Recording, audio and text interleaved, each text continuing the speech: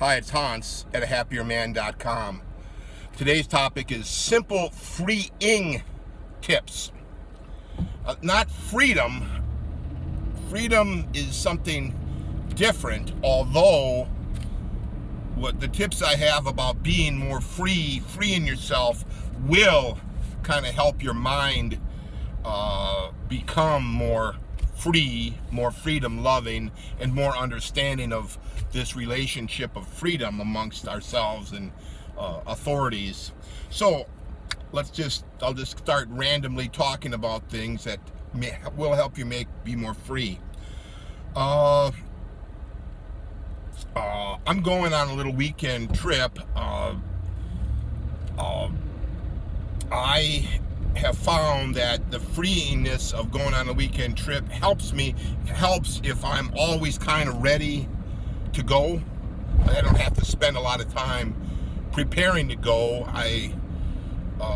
My favorite clothes are normally washed and ready to go. I know what clothes I would want to pack. I don't have to spend hours packing. Usually it's minutes. I think in terms of a few minutes of packing, 5 minutes maybe at the maximum, and that's only involved with trying to fold the shirts so they don't tend to wrinkle, and probably looking at the weather forecast to know kind of what to expect, and that's in. So I kind of know, how long I might be somewhere, so how much volume of clothes, how much underwear and socks, and then what you might want to do when you're there. And for example, I'm gonna be golfing, so I got to bring a golf shirt and shorts that work for golfing and that kind of thing. So it's freeing to kind of always be ready to do something fun, like taking a weekend trip or going on a quick vacation. Like I have some videos about my trip last year to Mexico, and I had done everything related to getting ready for this trip in one night to leave. So it was freeing in the sense of I could book the flight, I could book the hotel, I can get money, contact the things I need to contact until I'm going to be out of the country. Yeah, that's freeing when you're kind of thinking of yourself as a traveling person, and that you will be ready to travel at a moment's notice, because you never know. Sometimes the best opportunities come to you quickly, and you need to act. Another freeing activity is having cash. Having cash in your wallet, having cash in your checking account that you can just go to the ATM and get a bunch if you need it. Having money available in your checking account to write a check or use a debit card, or having plenty of credit available on your credit card, so you never feel like you can't do something, right? I've got enough credit on all my credit cards that I could take a trip. I could book a flight and book the hotels today and be gone tonight if I wanted, or tomorrow, right? It's freeing to have money available. Cash is best. Cash that you just spend without having to pay it back later. But credit is good too, because it's simpler to book a flight with a credit card or book a hotel with a credit card, isn't it? And that you don't, let's say, just having a credit card or two in your wallet, it doesn't take up so much room like, a few $1,000s worth of cash, right? And then you got to worry about somebody stealing it from you. So it's freeing to maybe not carry quite so much cash as a free man would in the old days. What else? You want to have your stuff that you need to travel or to do anything all the time. I wear contact lenses, so I always like to have in my travel bag my extra, in my little kit with the bathroom related stuff, I have extra contacts in there. So I know they're there. If I lose one or two when I'm out and about, I have that pair. I'm always ready. It's freeing. And then when I come back from a trip, and if I run out of anything in that little kit, I would be restocking it, putting the stuff that's most handy back in there, and kind of always be ready to come back from a trip on Sunday. Well, I probably during that week I'll get to the store and restock whatever's necessary. Freeing, kind of have a backlog of health and energy, meaning most of the time you go to bed early, and most of the time you get up at the normal time, and most of the days you get a good night's sleep. So most of the time you got plenty of energy and you feel good, you're well rested, so that when the opportunity comes for you to stay up late or get up early, well, you're not already beat from your normal lifestyle. Your normal lifestyle should be that you're very healthy, very well rested, very low stressed, and that you can overcome a wild weekend fairly easy. You can go into the wild weekend well rested. So I'm planning this weekend, right? So sometimes a weekend like this might turn wild, right? I might be partying hard, I might be staying up late, I might be getting up early, I might not be, it could be as simple as when you go somewhere, sometimes you don't sleep that well in a different bed. You see what I mean? You want to have your normal life be simple, easy, low stress, restful, healthy, so that when you have the opportunity to do something a little bit outside your norm, you've got the energy to fully enjoy it. And I've been in, sometimes, maybe I've always known this, I've always tried to do this, but there have been times in my life where especially when I was married, that I would just be exhausted all the time. So on the rare occasion that something good would present itself to do, I'd be too tired to take advantage of it, right? That really struck, I remember, right, I got married in April, and right away I started staying up too late, working around the house and getting up too early, and I just wasn't feeling well. So by June I went to another friend's wedding, and I was just exhausted. I couldn't do, even for, let's say, a good friend's wedding with all the festivities involved with a wedding, I didn't enjoy it because I was just too tired, right? We went out Friday night, stayed in the hotel. Some of the guys were going to go golfing the next morning. Well, I couldn't go golfing. I was too tired. I can't do it. I can't get out of bed. And then the wedding that afternoon, and then the dinner, and I, probably, didn't even stay out till the end of the night, right? So that's, when you don't have the energy for the fun things, it will make your fun things not very fun because you haven't done them, because you don't have the energy for them. It's very critical it will free you to have plenty of energy.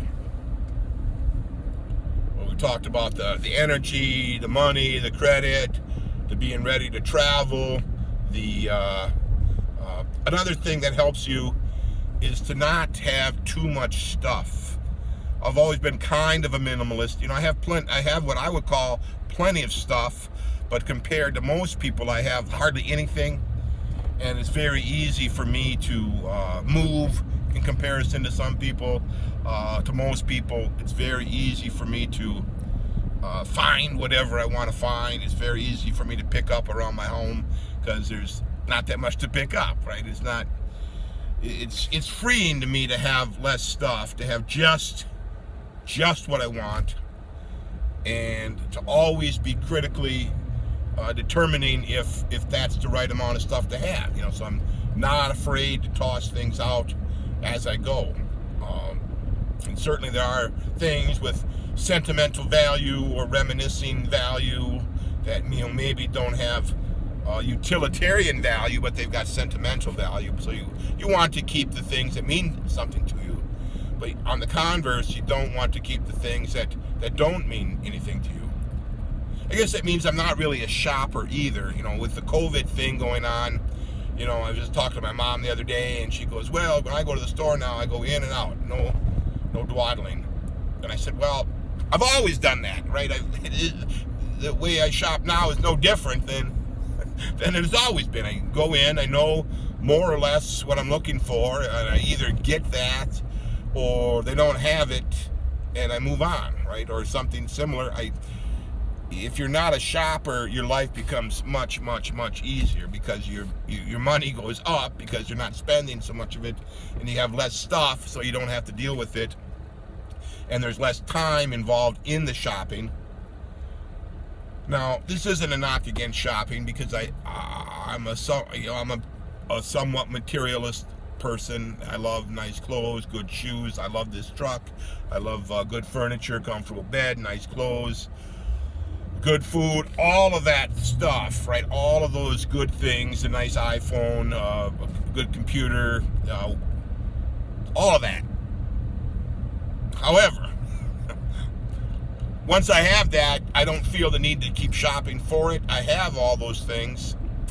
I put what I'm looking for on a list, and then I keep working toward getting it. I'm not shopping for shopping's sake. I'm shopping for something.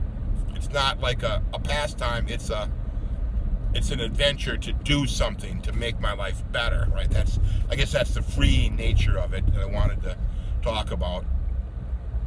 Yeah, I think those tips will kind of help you, because freedom itself it's something you take and hold and work on yourself. The governments would have you believe that freedom is something given to you by them. No. That isn't what they want to hear, but it's what it is. The freedom is you living your life in a way that suits you best.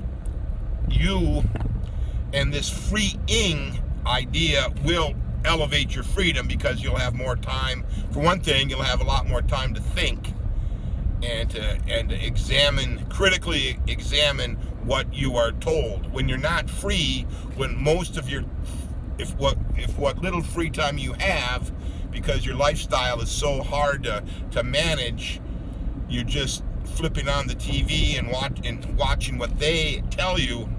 You're not gonna. That's not a way to obtain any freedom, because that's not the people who are there. They're not interested in your freedom and protecting them, and they're not interested in showing you ways to increase your freedom. So I like to think of it as a way, how can I best live my life? I have my website, ahappierman.com, and I have, one of the biggest things I did to become free was to leave my wife. And I have a book on that website, ahappierman.com, titled Leave Your Wife and Become a Happier Man with a 3-Step System. It's kind of plastered on the website. Hopefully you don't miss it if you're looking for it. But that's my story and my recommendation to you. If you're in a bad marriage, you are certainly not free, right? Because you're a victim. You're somewhat of a slave to your wife's treatment of you, and you can't live a nice, satisfying life that you would like to live because of living with someone who isn't good for you. So if you have anything regarding what you think is a bad marriage, you might want to check out that book on my website. It would really, really help you. Because truthfully, I never been happier than now. When I was married, I was hoping being married would make me happy, and maybe in the beginning stages it did. She was beautiful and loved me and very nice and good in bed and good-looking woman, and she was a good mother to the babies we had, and easy going in the early days. But over time, it just got bad, and you might find yourself in that situation, and you might want to think about that, reading about that book a little bit. So anyway, a marriage, if it's bad, it won't be any freedom for you. In fact, I think if you're living in a marriage like I was, that's worse than living in a totalitarian dictatorship.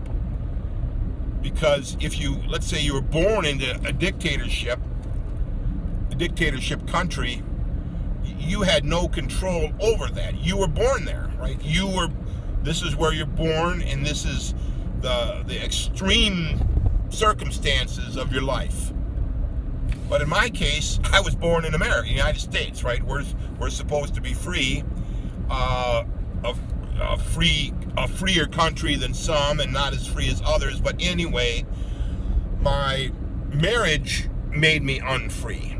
It didn't really matter so much about what was happening on the government level in politics and all of that. The marriage, it was my own personal freedom was restricted. I couldn't do anything I wanted to do.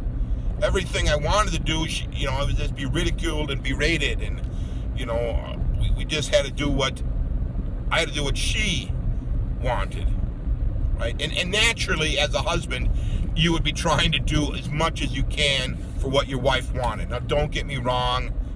Don't complain about that part. I gladly, like millions and billions of husbands, bend over backwards for their wives, doing things for them. But that isn't what happened. I gave, when I give and give and give, and all somebody does is take and take and take, and there's no appreciation, there's no a lot, if you read my story, if you read that book, you'll understand. But you want to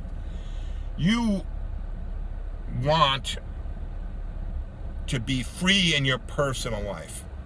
Being married to a bad woman will not make you free, no matter how free or unfree your country is. It's worse.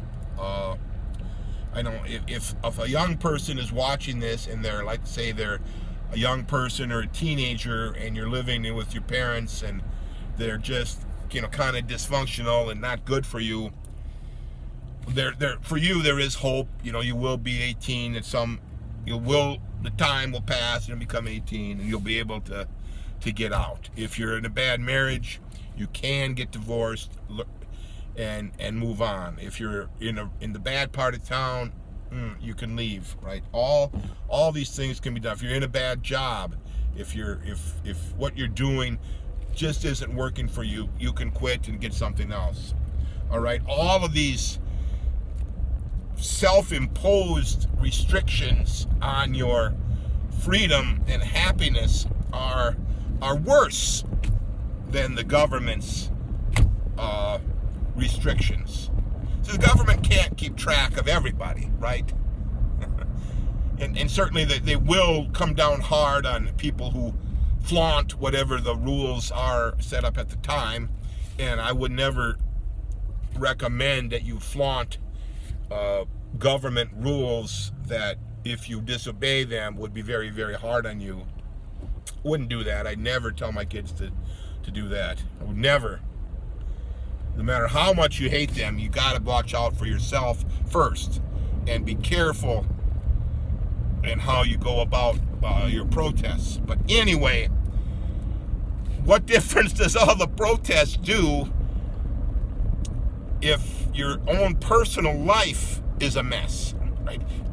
Inward inward. Get your life set. Once your life is set, you can help the rest of us, all right? But get your life and use these simple freeing topics to help you. All for now.